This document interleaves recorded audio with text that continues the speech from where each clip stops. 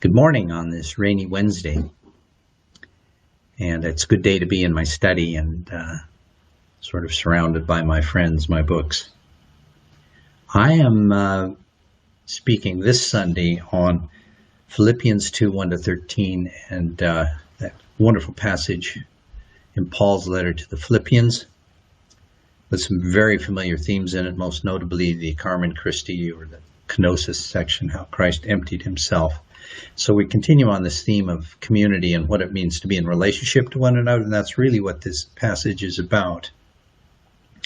But it's also about our relationship with God. Now, we use this language, relationship, heard it for years, ever since I was first a Christian.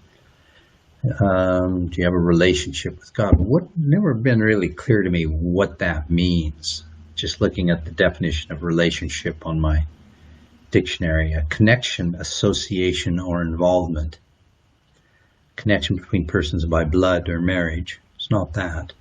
An emotional or other connection between people. And how do you feel this with God? Can you in fact feel, have this human notion of a relationship with God Almighty? And so the passage I'm looking at today, which is verses 12 and 13 of Philippians 2, I think comes as close as I've ever found anything describing what this relationship is like. So if you want to look at the text for the coming Sunday and see what you think about it, I think it's an absolutely fascinating and very hopeful text about the interaction between our coming to God and our working out our salvation and what God does in response to that. So that will be our passage for Sunday. And as always, I really look forward to sharing that with all of you and being together in our worship service, even though we are far apart. Somehow we're able to gather together nonetheless and worship God together.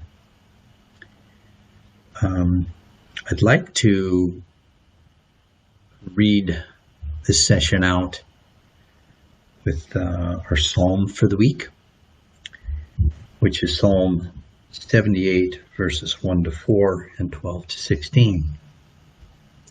So I hope this finds you well. I hope you are able to find enjoyment in your week and those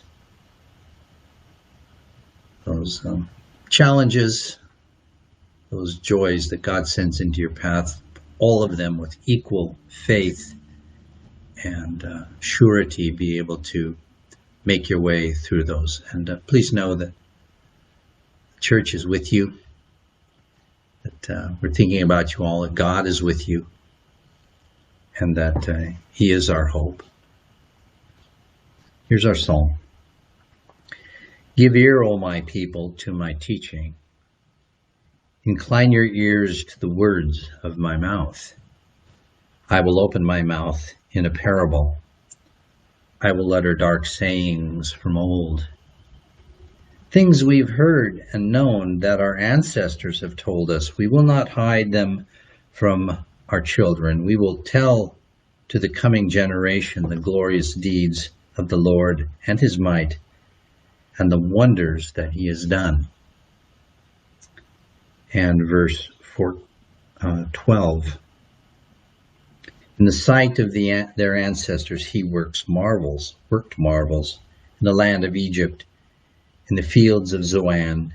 He divided the sea and let them pass through it, and made the waters stand like a heap. In the daytime, He led them with a cloud, and all night long with a fiery light.